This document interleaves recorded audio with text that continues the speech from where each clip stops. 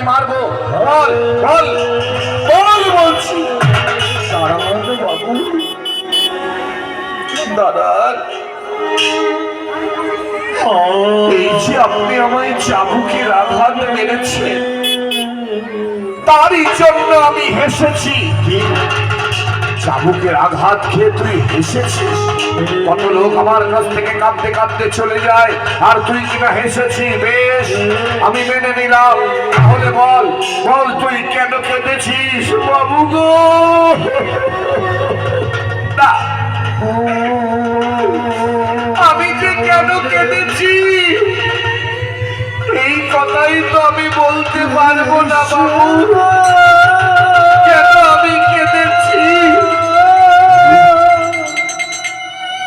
বলতে পারবি না? বল তুই কেন কেঁদেছিস? না না, বলবি না? তাহলে তাহলে তোকে আমি মারবো, আমার মারবো। বল বল কেন কেঁদেছিস? বল।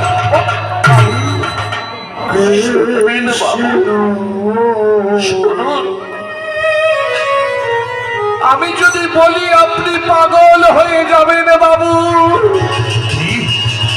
আমি পাগল হয়ে যাব? বল বল দেখি।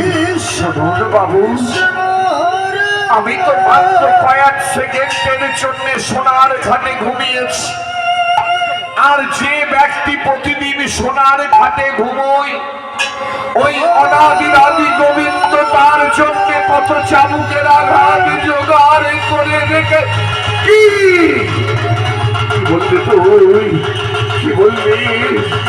কি বললি তুই?